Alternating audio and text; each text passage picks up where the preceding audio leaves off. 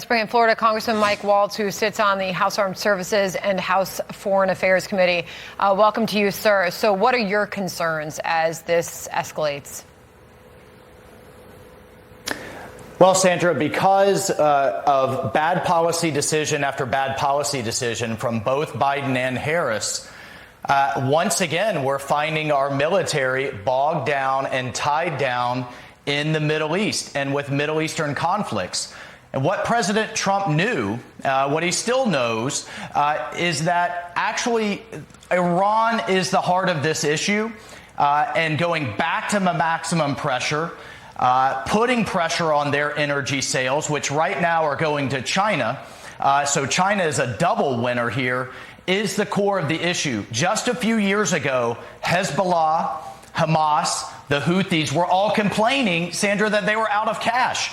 Iran's currency and their economy was on its back foot. And what President Trump did, what House Republicans have done, is he told China, if you don't stop buying illegal Iranian oil, you can't buy from us. And it worked. The House has passed sanctions on Chinese buyers of Iranian oil, and it worked. But what do we have right now? We have our military that is being worn out. And just one final point. That aircraft carrier that's been extended, that's already been there 7 months, for every month it's extended, it needs 2 to 3 months back in repairs and back in port.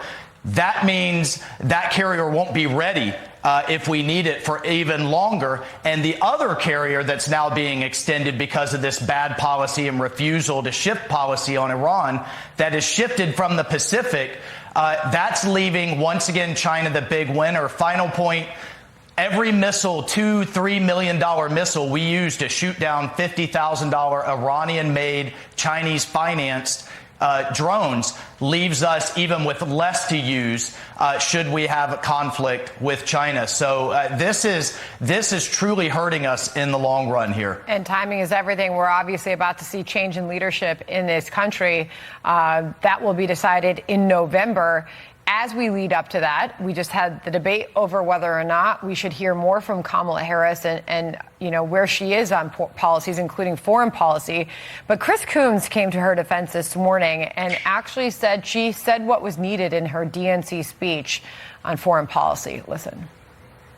The best part of Vice President Harris's acceptance speech in the convention was how she described the challenge and the opportunity in the Middle East. I thought she stuck the landing, as you would say, in a post-Olympics world, as she talked about our place in the world, her commitment to our having the most lethal and effective fighting force in our armed forces. She stuck the landing in that speech, according to Coons. Your reaction?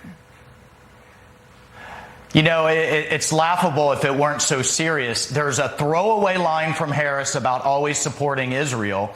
This is after she met with the uncommitted movement in Michigan, which they are incredibly worried about, and her campaign is incredibly worried about, and essentially promised to have further discussions about an arms embargo on Israel. But look, the bottom line, Sandra, is whenever Biden, Harris, and the people around them talk about de-escalation in the Middle East, they mean more pressure on Israel. Our folks are over there in Israel right now telling them don't hit Hezbollah, don't take out the leadership of Hamas. And that's exactly the wrong answer. That invites more attacks from Iran. All right, Congressman Mike Waltz, always appreciate when you can join us. Thank you very much. Thanks, Sandra. All right, John.